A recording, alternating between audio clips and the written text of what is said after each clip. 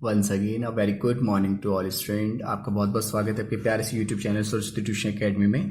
Student आज हम जो डिस्कस करने वाले हैं वो है student evaporation matter in our surrounding में अभी तक हमने जो डिस्कस किया है इसमें हमने डिस्कस कर लिया स्टूडेंट स्टेट ऑफ मैटर। इसके अलावा हमने डिस्कस किया था effect of temperature, effect of pressure, ठीक है। और आज का जो टॉपिक है सब्लिमेशन भी हम डिस्कस कर चुके हैं। आज का जो टॉपिक है स्टूडेंट वो है हमारे पास इवेपोरेशन, ठीक है। इसमें हम इवेपोरेशन समझेंगे, हम फैक्टर्स समझेंगे इवेपोरेशन के जिसपे इवेपोरेशन डिपेंड करता है। इसके अलावा हम ये समझेंगे how does the evaporation causes cooling, ठीक है स्टूडेंट। तो बने रहिए हमारे यूट्यूब चैनल के साथ। चलिए सबसे पहले अब हम डिस्कस करने वाले हैं इवेपोरेशन होता क्या है। देखिए स्टूडेंट, इवेपोरेशन एक ऐसा प्रोसेस है जिसमें आपका जो लिक्विड होता है वो किसी भी टेम्परेचर पर वेपर फॉर्म में आना स्टार्ट हो जाता है, ठीक है। वो बॉयल नहीं होगा, बॉयल से जस्ट पहले। देखिए सबसे पहले हम इसका थ्योरेटिकल कॉन्सेप्ट लिख लेते हैं, फिर हम इसको अच्छे से एक्सप्लेन करेंगे। सबसे पहले हम लिख लेते हैं कि this phenomenon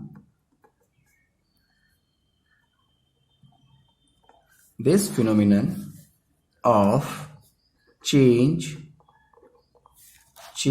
of liquid into vapors form, vapors at any temperature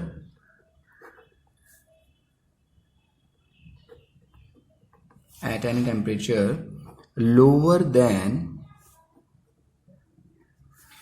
than its boiling, ठीक है, point is known as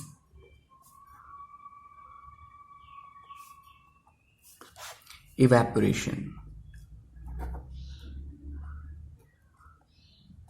अब हम समझते हैं कि आपको लैंग्वेज थ्योरेटिकल लैंग्वेज से अच्छा होता है कि आपको प्रैक्टिकल एप्लीकेशन आप जो देखेंगे वो ज़्यादा आपको ईजी लगेगी। तो देखिए स्टूडेंट, मैं यहाँ पे आपको एक एग्जांपल के थ्रू समझाने की कोशिश करूंगा। इसको आप ध्यान से देखिएगा कि सपोज देखिए ये हमारे पास एक कंटेनर है, ठीक है, और इस कंटेनर में आपने फिल कर दिया है एक कोई वेसल आप ले सकते हैं, ठीक है। घरों पे मैं आपको बताऊंगा प्रैक्टिकल एप्लीकेशन स्टूडेंट, ठीक है। आपने क्या करना है, आपने सबसे पहले कोई भी वेसल ले लेना है जिसमें आप वाटर को कंटेन कर सकें, ठीक है। अब उसको आपने गैस के ऊपर यानी स्टोव पे रख देना है, ठीक है। यहाँ पे हम बुनसन बर्नर की यूज करेंगे, हेल्प लेंगे, ठीक है ना। अब हमने क्या करा, इस वाटर को हीट करना स्टार्ट कर दिया and we know that the boiling point of water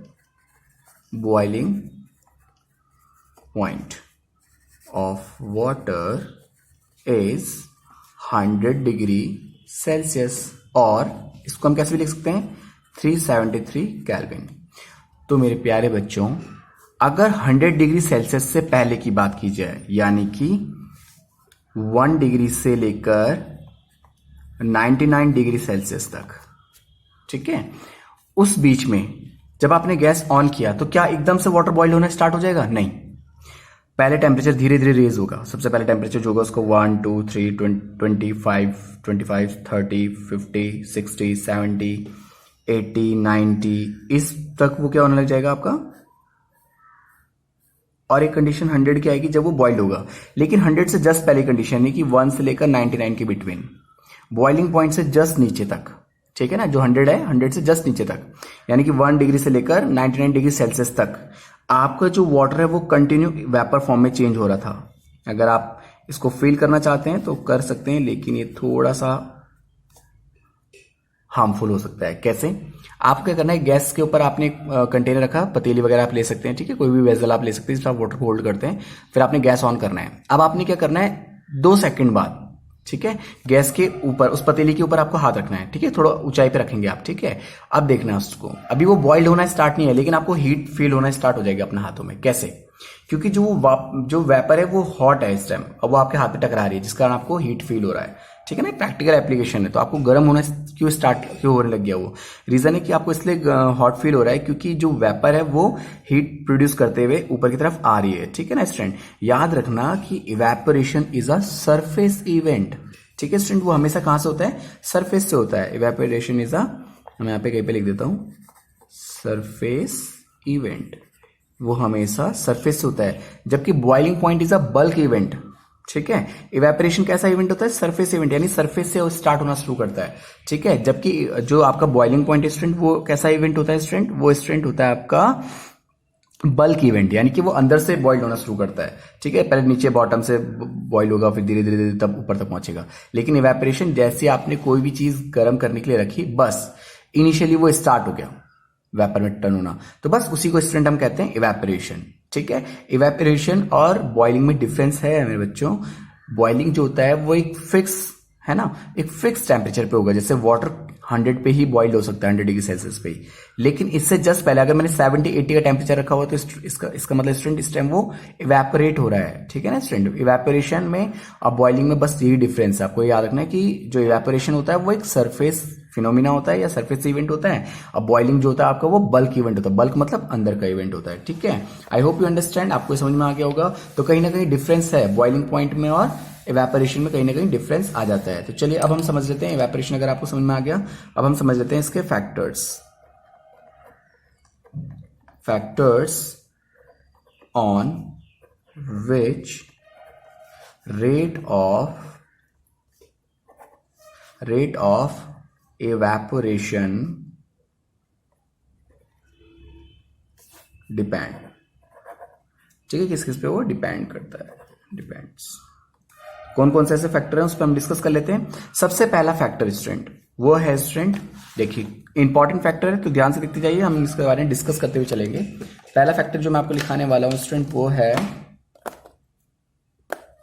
वो होने वाला है स्टूडेंट, वो है rate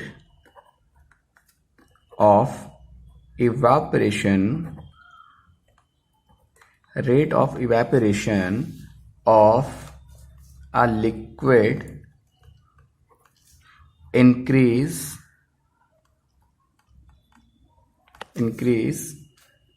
with an increase in surface area. अब ये क्या हुआ, इसका मतलब क्या है? देखिए स्टूडेंट, आपको क्या करना है, ये भी प्रैक्टिकल एप्लीकेशन। देखिए साइंस का सबसे अच्छा एडवांटेज यही है स्टूडेंट कि आप हर एक चीज को प्रैक्टिकल एप्लीकेशन पे कर सकते हैं, ताकि आपको बहुत अच्छे से समझ में आए। आपको क्या करना है, अपने कोई भी घर पे 2 क्लोथ लेने हैं। ठीक है ना, आप क्या कर सकते हैं, आप सॉक्स ले लीजिए। ठीक है, आप एक जोड़ी सॉक्स लीजिए, अब दोनों को आप धो दीजिए। ठीक है, सेम टाइमिंग में दोनों को धो दीजिए। अब सेम टाइमिंग में आप उनको धूप में डालिए। ठीक है, अब आपको करना क्या है, एक को तो आपने पूरा फैला के डालना है। ठीक है, फैला के डालना है, इसका मतलब पूरा खुला में डालना है उसको। ठीक है, दूसरे वाले को आपने क्या करना है, फोल्ड करके रखना है, फोल्ड करके, और खूब सारा फोल्ड करके तब रख देना है हीट में। ठीक है, अब फोल्ड करने, जिसको आपने फोल्ड करके रखा है स्टूडेंट, आप उसे देखिएगा कि वो 2 और 3 आवर बाद भी वो वैसी का वैसे रहेगा, या फिर वो कम सूखा हुआ होगा। ठीक है ना, वो ज्यादा सूखा हुआ नहीं होगा, क्योंकि हीट अंदर तक नहीं पहुंची हुई है। जबकि जिसको आपने फैला के रखा हुआ है स्टूडेंट, वो बहुत जल्दी सूख चुका होगा। अब रीजन यहीं पे आ जाता है स्टूडेंट कि जो क्लोथ हमारे होते हैं वो क्विकली ड्राई क्यों हो जाते हैं, क्योंकि अगर हम उसे फैला के रखेंगे, सरफेस अगर बड़ा रखेंगे, तो ज्यादा से ज्यादा सरफेस में क्या होगा स्टूडेंट, ऐसे में इवेपोरेशन होगा। क्योंकि the greater the surface area of a liquid, greater is the rate of evaporation. मैं इसको लिख भी देता हूं कहीं पे कि अगर सरफेस ज्यादा होगा तो इवेपोरेशन भी ज्यादा देखने को मिलेगा। ठीक है, इसको हम ऐसे भी लिख सकते हैं कि यहां पे देखिए, यहां पे हम इसको लिख सकते हैं स्टूडेंट कि ग्रेटर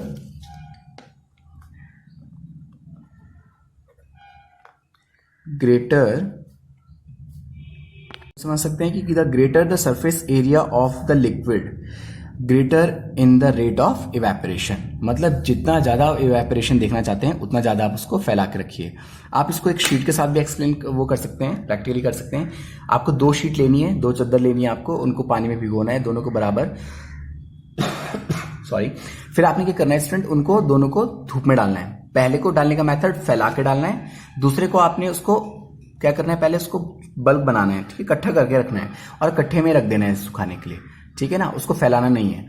तो आप देखेंगे जिसको आपने फैला के रखा था वो हाफ एन आवर या 1 आवर में कंप्लीटली क्या हो जाएगा, ड्राई हो जाएगा। लेकिन जो दूसरा वाला आपने जैसे रखा था, वो उसका मोस्ट ऑफ पार्ट जो होगा वो अभी भी गीला रह जाएगा स्टूडेंट, इसमें ह्यूमिडिटी आपको तभी मिलेगी। रीजन ये है स्टूडेंट कि जितना ज्यादा सरफेस एरिया मिलेगा लाइट को वो उतना ही ज्यादा उसको इवेपोरेट कर पाएगा। ठीक है स्टूडेंट, तो पहला पॉइंट मैंने आपके साथ ही डिस्कस किया। सेकंड पॉइंट, इसी फिनोमेना पे हम अपने कपड़े सुखाने जब रखते हैं तो उसको क्या करते हैं स्टूडेंट, फैलाते हैं स्टूडेंट। ठीक है, for the quick dry of cloth we spread them out the through out the increase the surface area, है ना। तो ये आपको पता है, तो इसको मैं एग्जाम्पल की फॉर्म में लिख लेता हूं। यहाँ पे क्या हो जाएगा, यहाँ पे आ जाएगा for quick drying of cloth, यानी कपड़ों को जल्दी से सुखाने के लिए clothes we spread, spread means फैलाना, ठीक है, spreads them out through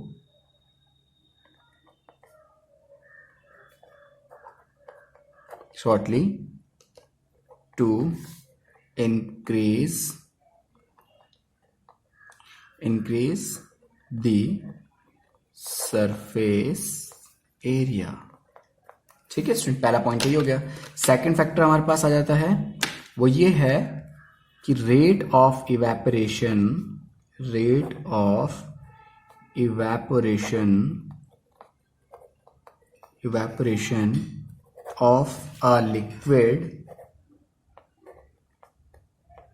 of a liquid increase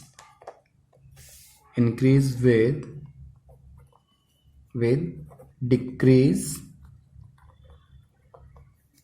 humidity। ठीक है स्टूडेंट,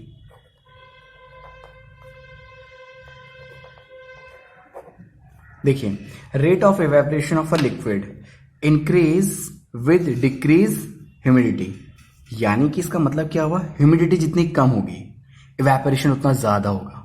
मतलब क्या हुआ, देखिए रेनी सीजन में आपने कपड़े कभी सुखाने के लिए जब बाहर डाले होंगे, आपने देखोगे बहुत टाइम लग जाता है उनको सूखने में, है ना। लेकिन आजकल आप इतना ज्यादा इस समर सेशन में आप देखिए कितना ज्यादा बाहर कितना गर्म है रहा है ना। आप अगर कोई भी शर्ट अगर धोकर भी टांगेंगे तो वो सूख जाएगी बहुत जल्दी। रीजन क्या है, रीजन है यहाँ पे कि क्योंकि ह्यूमिडिटी इस टाइम डिक्रीज है ना, नमी जितनी कम होगी इवेपोरेशन उतना ज्यादा होगा स्टूडेंट। अब देखिए सर्दियों में अगर आप अपने रूम में चाय का कप रख रहे हैं, उसमें आपने चाय रखी है तो वो बहुत जल्दी ठंडी हो जाती है, लेकिन समर सीजन में आपने चाय रखी तो लंबे टाइम तक गर्म रहती है। रीजन है कि जो एटमॉस्फेयर है वो अगर गर्म होगा तो चाय गर्म रहेगी, ठीक है, काफी टाइम तक गर्म रहेगी। लेकिन अगर एटमॉस्फेयर ठंडा है तो चाय भी बहुत जल्दी ठंडी हो जाएगी। सेम कॉन्सेप्ट है स्टूडेंट कि अगर आपका एटमॉस्फेयर गर्म है जैसे कि आजकल है तो फटाफट से इवेपोरेशन होगा, कपड़े जल्दी जल्दी सूखेंगे। लेकिन रेनी सीजन में कपड़े सुखाने के लिए डाल दो जल्दी सूखते नहीं है। रीजन है क्योंकि एटमॉस्फेयर तो बहुत ठंडा है तो इवेपोरेशन नहीं हो पाएगा। इवेपोरेशन की जो रेट है वो तभी इंक्रीज हो सकती है जब ह्यूमिडिटी डिक्रीज हो, यानी ह्यूमिडिटी जितनी कम उतना ही ज्यादा इवेपोरेशन। तो हम कुछ इसको इस तरह से देख लेते हैं कि एक एरो मैंने नीचे को बनाया है, एक एरो हम ऊपर को बनाते हैं। ठीक है, यहां पे लिख देते हैं कि अगर ह्यूमिडिटी हमारी कम होती है, ह्यूमिडिटी डिक्रीज तो क्या इंक्रीज हो जाएगा, रेट ऑफ इवेपोरेशन। ठीक है स्टूडेंट, ये आ जाएगा। एग्जाम्पल क्या हो जाएगा स्टूडेंट, अब देखिए हमको पता है, यहां पे मैं एग्जाम्पल डाल देता हूं इसका क्योंकि एग्जाम्पल ज्यादा इंपॉर्टेंट है। एग्जाम्पल में लिखता हूं यहां पे कि clothes are found to dry slowly on a rainy day। जब बरसात का दिन होता है तो कपड़े बहुत धीरे धीरे सूखते हैं। रीजन क्या है स्टूडेंट, उसका रीजन ये है कि this is because the amount of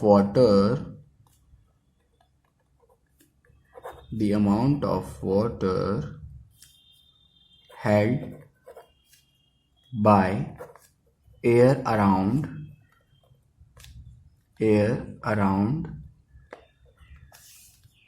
us is more on a rainy day hence and hence the rate of evaporation decrease। ठीक है स्टूडेंट, समझ आया क्या है ये? कि जो हमारे कपड़े हैं वो लेट इसलिए सूख जाते हैं स्टूडेंट, क्योंकि जब समर सीजन होता है तो उस टाइम तो एटमॉस्फेयर बहुत ज्यादा गर्म होता है, लेकिन जब रेनी सीजन होता है स्टूडेंट तो क्या होता है, this is because the amount of water held by air around us is more on a rainy day. यानी कि जो आसपास का जो एटमॉस्फेयर है रेनी सीजन में क्या होता है, वो बहुत ज्यादा कूलिंग रहता है, ठंडा रहता है, वहां पर वाटर की बहुत ज्यादा अमाउंट होती है, वाटर की अमाउंट ज्यादा होती है, इसलिए वो लेट सूखता है स्टूडेंट। ठीक है, तो पहले तो एटमॉस्फेयर को गर्म करना पड़ेगा, तब जाके आपके कपड़े को सूखना पड़ेगा। ठीक है ना, तो इसमें थोड़ा सा लॉन्ग प्रोसेस हो जाता है और आपके कपड़े थोड़ा लेट सूखते हैं स्टूडेंट। ठीक है, तो यहाँ पे याद रखिए कि यहाँ पे था आपका इज। ठीक है ना, चलिए, आई होप यू अंडरस्टैंड, आपको समझ में आ गया होगा इवेपोरेशन वाला कॉन्सेप्ट। जो सेकंड रेट था वो था ह्यूमिडिटी। फर्स्ट था हमारे पास सरफेस एरिया, सेकंड हमारे पास क्या है, ह्यूमिडिटी। थर्ड कॉन्सेप्ट पे आ जाते हैं हम।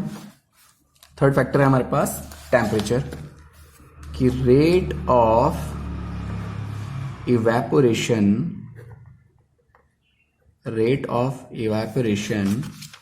ऑफ अ लिक्विड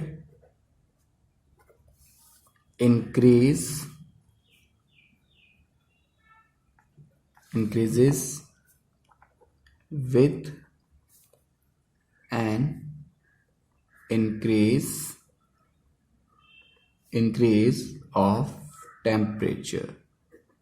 ठीक है स्टूडेंट, जितना ज्यादा टेम्परेचर हाई करते जाएंगे इवेपोरेशन उतना ज्यादा देखने को मिलेगा। या प्रैक्टिकल एप्लीकेशन कर सकते हैं, गैस को कम खोल के रखिए एक जगह में गैस को ज्यादा खोल के रखिए।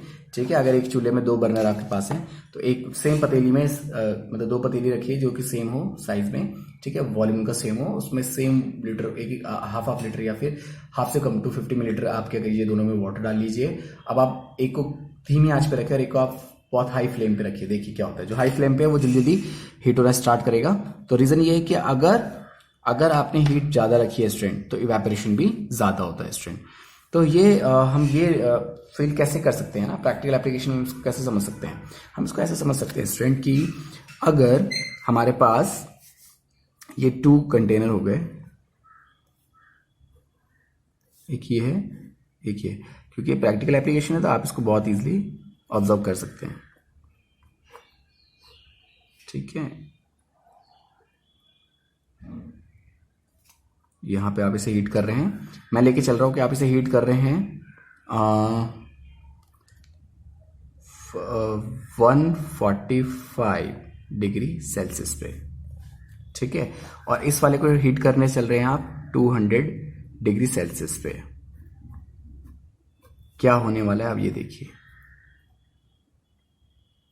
ठीक है, अब होने वाला ये है स्टूडेंट कि इन दोनों में से रेट ऑफ इवेपोरेशन किसका फास्ट होगा। टेम्परेचर जिसका ज्यादा होगा इवेपोरेशन भी वहां पे सबसे ज्यादा देखने को मिलेगा। हालांकि वो बॉइल्ड हो चुका होगा चलेगा, लेकिन इनिशियली सबसे पहले जैसे आपने गैस ऑन किया, आपने इसको बहुत ज्यादा हाई फ्लेम दी, इसको आप धीरे धीरे फ्लेम दे रहे हैं, बहुत लो फ्लेम दे रहे हैं, बहुत मुश्किल से 145 तक वो पहुंचा है, यहाँ 200 तक पहुंचने वाला है टेम्परेचर। तो इसका मतलब स्टूडेंट यहाँ पे इवेपोरेशन फास्ट होगा। तो याद रखिए अगर टेम्परेचर ज्यादा तो इवेपोरेशन भी ज्यादा। यानी कि कहने का मतलब ऐसे भी समझ सकते हैं आप इसको कि अगर हीट ज्यादा होगी तो इवेपोरेशन जल्दी जल्दी हो जाएगा, ज्यादा हो जाएगा। जैसे कि हम बोलेंगे अरे आज धूप बहुत तेज है, कपड़े जल्दी सूख जाएंगे, है ना। तो रीजन क्या है कि एटमॉस्फेयर में हीट ज्यादा है, टेम्परेचर मतलब ज्यादा है, हॉट है। अगर हॉट टेम्परेचर होगा तो कपड़े जल्दी जल्दी सूख जाएंगे। तो कहने का मीन्स ये होता है वहां पे। ठीक है स्टूडेंट, तो याद रखिएगा कि अगर टेम्परेचर, मैं इसको इस पॉइंट से लिख देता हूं ताकि आपको याद रहे कि अगर टेम्परेचर बढ़ेगा तो इवेपोरेशन भी हाई हो जाएगा। यहाँ पे हम लिख लेते हैं क्या फैक्टर है इसका, टेम्परेचर, और यहाँ पे क्या है आपकी रेट ऑफ इवेपोरेशन। ये ट्रिक है ताकि आप याद रख सकें कि टेम्परेचर बढ़ेगा तो ये भी बढ़ेगा, लेकिन अगर ह्यूमिडिटी डिक्रीज होगी तब ये इंक्रीज होगा। ठीक है ना, ह्यूमिडिटी का कॉन्सेप्ट अलग है। चलिए, तो 2 तो हमने 3 पॉइंट हमने डिस्कस कर लिए। 4 पॉइंट हम इसका आ जाते हैं इवेपोरेशन का। वो है हमारे पास rate of evaporation of liquid increase with the increase of in the wind speed. ठीक है, तो यहां पे लिख देता हूं मैं rate of evaporation of a liquid increases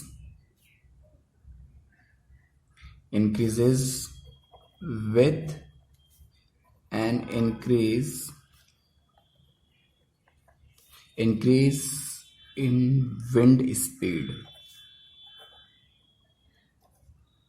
देखिए स्टूडेंट, जब हवा तेज चलती है तब भी कपड़े जल्दी सूख जाते हैं। रीजन क्या है? धूप नहीं आ रही सपोज, ठीक है, लेकिन हवा चल रही है। आपने कई बार देखा होगा कि कई लोग गाड़ी चलाते समय, ट्रक ड्राइवर वगैरह या फिर बहुत से कार वार में आपने देखा होगा कि क्या करते हैं लोग, अपनी शर्ट वगैरह बाहर निकाल देते हैं, जो गीली शर्ट होगी वगैरह होगी वो बाहर निकाल देते हैं, तो वो हवा से सूख जाती है ना। रात को हम कभी कभी क्या होता है कि ओहो हमें याद आया कि हमने तो कपड़े धोए ही नहीं है, कल सुबह स्कूल जाना है, तो अब क्या करते हैं, रात को अपनी शर्ट धोई और टांग दिया और पंखा चला दिया, तो पंखे से क्या होता है, वो सूख जाता है। अब धूप तो आई नहीं, इवेपोरेशन कैसे हुआ? तो याद रखिए इवेपोरेशन स्टूडेंट विंड के थ्रू भी होता है, ठीक है ना। तो लेकिन विंड के थ्रू इतना फास्ट नहीं हो पाता जितना फास्ट हो टेम्परेचर के थ्रू यानी हीट के थ्रू होता है, ठीक है। लेकिन ये जरूर याद रखिएगा कि इवेपोरेशन में फैक्ट पड़ता है स्टूडेंट, है ना, फैक्टर पड़ता है। किस कारण? अगर हवा चल रही है, अगर विंड स्पीड में है, बहुत तेज हवा चल रही है, तो डेफिनेटली आपके जो कपड़े होंगे वो जल्दी जल्दी सूख जाएंगे, ठीक है ना। तो यहाँ पे हम बोल सकते हैं कि जो विंड है वहां पे ये एक फैक्टर शो करती है, वो क्या होती है कि अगर मैंने जैसा अभी आपको एक्सप्लेन किया, तो आप ये मान सकते हैं कि अगर स्पीड ऑफ विंड बढ़ेगी तो जो वाटर वेपर होते हैं वो जल्दी जल्दी आउट हो जाते हैं उससे, ठीक है। चलो मैं इसको लिख देता हूं ताकि आपको अच्छे से समझ में आ जाए, ठीक है। थियोरेटिकल हो सकता है, थियोरेटिकल कॉन्सेप्ट आपको थोड़ा सा टफ लग रहा हो, तो मैं यहाँ पे लिखता हूं कि this is explained.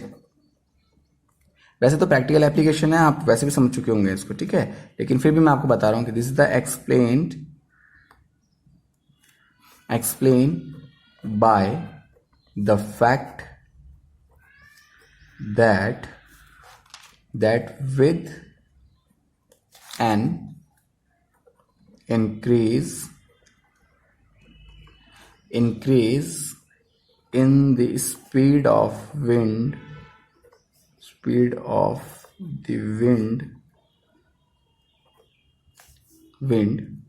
the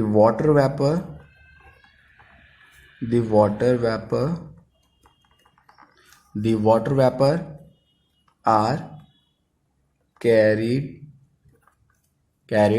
away, ठीक है, with the wind। वो हवा के साथ बाहर निकल जाती है, जो वाटर वेपर होती है वो हवा के साथ बाहर निकल जाती है, जिस कारण हमारा जो क्लोथ होता है वो सूख जाता है, ठीक है student. I hope you understand, आपको समझ में आया होगा। तो चौथा फैक्टर हमारे पास ये हो जाता है, तो इसमें मैं यहाँ पे लिख देता हूँ, इसकी एक ट्रिक पॉइंट बना लेते हैं ताकि आपको और इजी लगे। वो ये है कि अगर विंड ऑफ स्पीड इंक्रीज होगी तो रेट ऑफ इवेपोरेशन भी इंक्रीज होगा। रेट ऑफ इवेपोरेशन, यहाँ पे क्या है, ये है विंड स्पीड। अगर विंड स्पीड ज्यादा होगी तो इवेपोरेशन भी ज्यादा हो जाएगा स्टूडेंट, ठीक है। I hope you understand. चलिए अब हमारे पास आ जाते हैं, इस टॉपिक का लास्ट लेक्चर है, वो है कि इवेपोरेशन क्या कूलिंग कॉस्ट शो करता है?